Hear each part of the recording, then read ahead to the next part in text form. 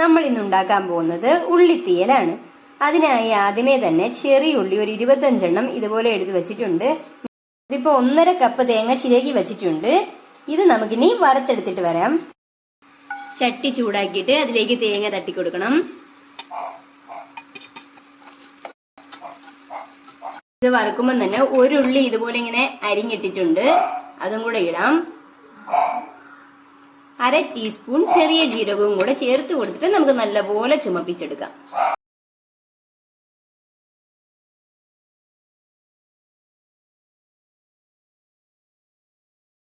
പൊടികൾ ചേർത്ത് കൊടുക്കാം. തീ ഓഫ് ചെയ്തേ.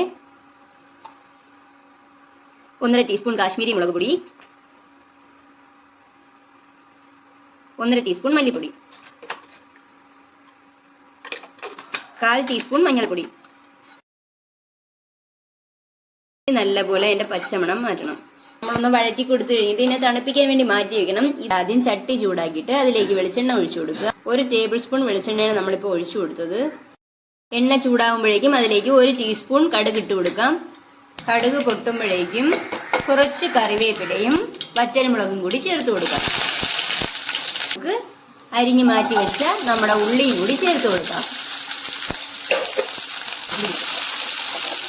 ഇനി ഇതും നമ്മൾ വഴറ്റിയെടുക്കണം. ഒരുപാട് വെന്തങ്ങ് ഉടയാൻ പാടില്ല. തേങ്ങ ഇപ്പം നല്ലപോലെ തണുത്തിട്ടുണ്ട്. ഇനി നമുക്കിത് അരച്ചെടുത്തുകൊണ്ട് വരാം. ഉള്ളി ഇത്രയും വഴന്ന് കഴിയുമ്പോഴേക്കും നമ്മൾ അരച്ച വെച്ച തേങ്ങാ കൂട്ടും കൂടി ചേർത്ത് കൊടുക്കാം. വെള്ളം ഒഴിച്ച് നല്ലപോലെ അരച്ചെടുത്തിട്ടുണ്ട്.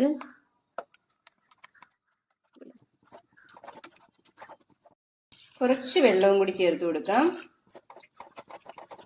ഈ ഒരു സമയം നമുക്ക് ഇതിലേക്ക് ഉപ്പ് ചേർത്ത് കൊടുക്കാം. 1 നെല്ലിക്ക വലിപ്പത്തിലുള്ള പുളി വെള്ളത്തിലിട്ട് വെച്ചിരിക്കുകയായിരുന്നു കുതിരാനായിട്ട്.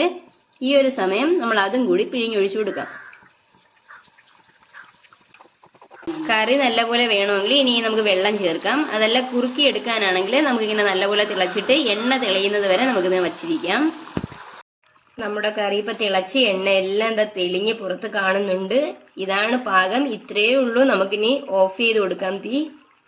ഉള്ളിത്തീയൽ റെഡി.